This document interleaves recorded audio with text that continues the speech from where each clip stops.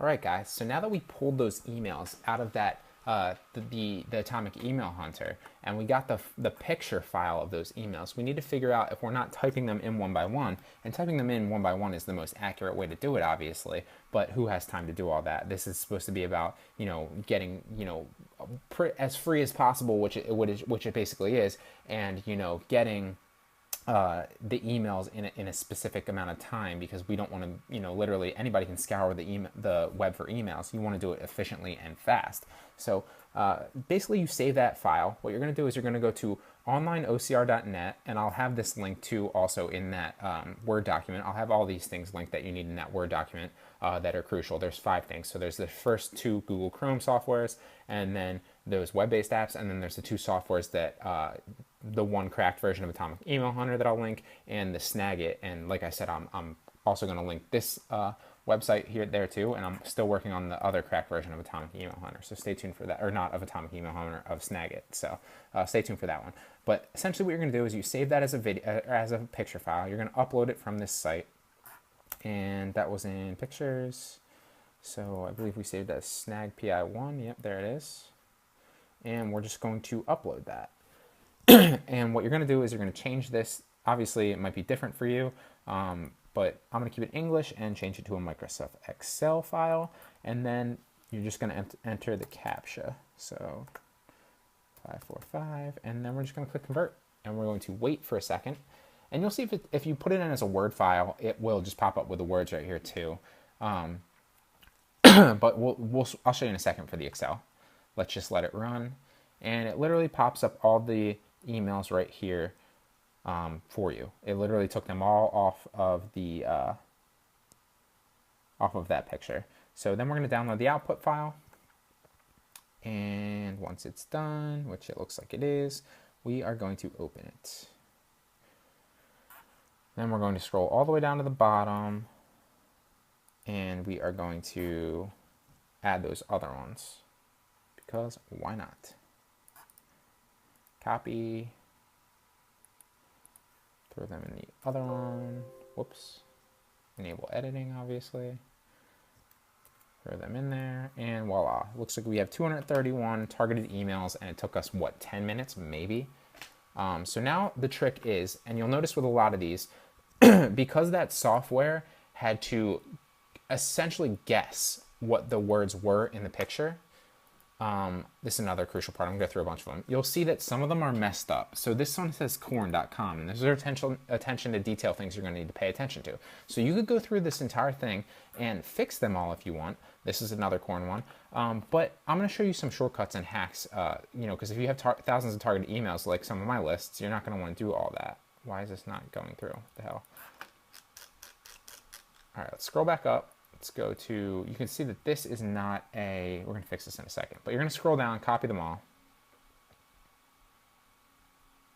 First thing you're going to do, so it's not annoying, is remove the hyperlinks. Second thing you're going to do is, I'm going to just delete this after the .com, because clearly that was, it looked like that was an Excel thing. We didn't want that. I'm also going to remove this hyperlink because that didn't, just redid that. But you can see this corn. So you can literally go through and fix all the corns. But what I like to do is, and this is crucial, and you'll start to notice too that some of these have spaces. So like I said, you can literally go through and remove all these spaces, but why would you waste your time doing that? So let's go to home. And my favorite thing about Excel is to find and select feature. So we're going to find and replace. And you'll see that we're going to X out of this. Why is this doing this? And you'll see right here, pay attention to this corn, and it's going to go through for all of these. So the first thing I'm going to do is I'm going to say corn. Anything corn, it's going to find, and it's going to replace it with a com. So find, and we're going to replace all of them. So all done. We made 36 replacements, and you can see that it just changed that to com. So that's how you fix that.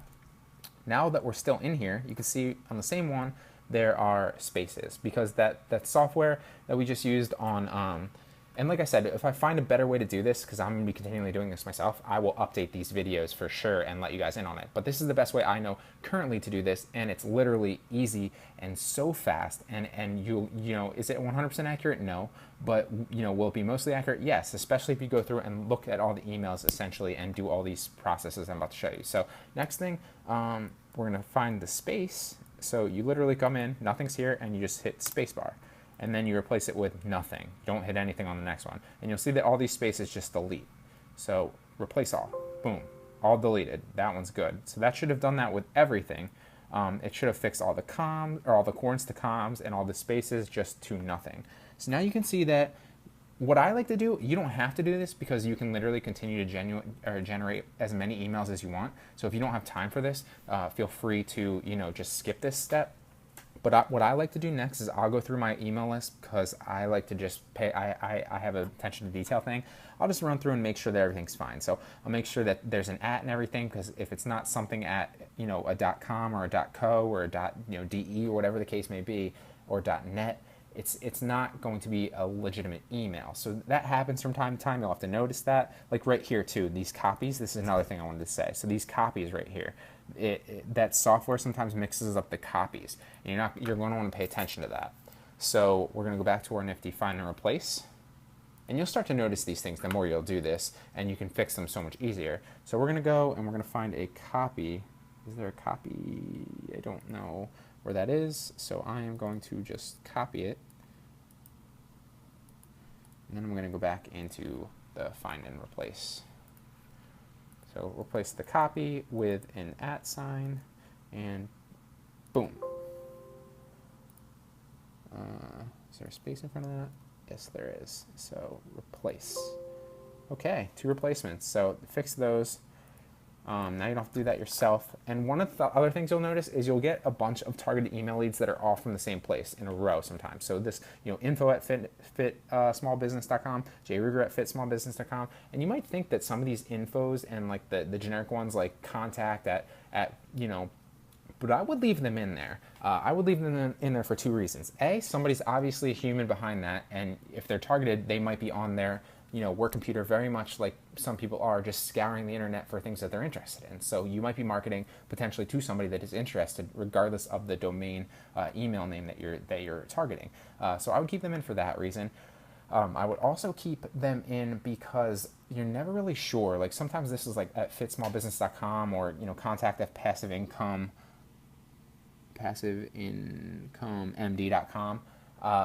This it could be somebody's website. I have many websites, and I know that I have contacts, I have infos at my websites, and the person that sees them is me. So if somebody was targeting to something that I was interested in and sent me an email, I would be the one receiving it, regardless of the fact that it is at info or about, and I would obviously be interested in that. So I might have browsed a site and that's why it popped up. There's various reasons, but I would just leave them in there. Very next thing you want to go through, and like I said, is you'll start to notice you get things like fit small business in a row, fit small business in a row, Scott Todd at whatever it is in a row. If you start to notice you're going down and you just happen to notice that one of these is wrong, like maybe this said like there's a bunch of these here and it said in cone, like you're going to want to make sure, because you're going to want to look at the rest of them and make sure that they're all correct, because like maybe one of them is messed up and not the rest of them. So just something to keep in mind really, really fast. I'm just going to kind of scroll down and see like this is missing a .com, and that's a frequent error. There's no fix for that. You can't find and replace that, but you can just go through and make sure that they all have a .com or a .co or a .something at the end. Most of the time, if you maximize the picture right in your edit like this, you'll get it right. You're going to want to make this as big as possible, but keep it as clear as possible. As clear as possible. Clarity is key. You want the pixels to be good. The software on this will pick it up much, much better if the clearer this picture is. So that's crucial, guys. And like I said, if I find out a better way to implement this method, I will definitely update that in a bonus lecture for you guys at the end. So stay tuned for something like that. But this is the best method that I know right now currently, and it's still phenomenal, and it still makes me a lot of money, and I don't have to do anything. So you can implement this stuff yourself, and you can start to make money yourself. I'm also going to go through how to target and retarget and send the emails. So stay tuned for that. But I'm just going to go through really fast with you because there's only 200 some here, and like this one right here, I'm just going to delete that entire cell. I don't know what that is. It was obviously a mistake. This has a bunch of, doesn't have ats. This looked like it was the email or the picture software messed this up. It was a legitimate email, but just didn't get it right. So I'm going to delete it. And actually, for the sake of saving time and not wasting your time, I'm just going to go through what the next step that I would do is once I fixed all these and went through, and it might take you you know, if you have a long email list, it might take you a half hour to go through this, or it might take you an hour to go through this. Roll up your sleeves, get it done. You don't have to do it, like I said. Feel free to just send the emails out. But you know, you might get some bounces on simple fix that you could have just fixed. And you know, if this one, let's find another one really fast. If there was like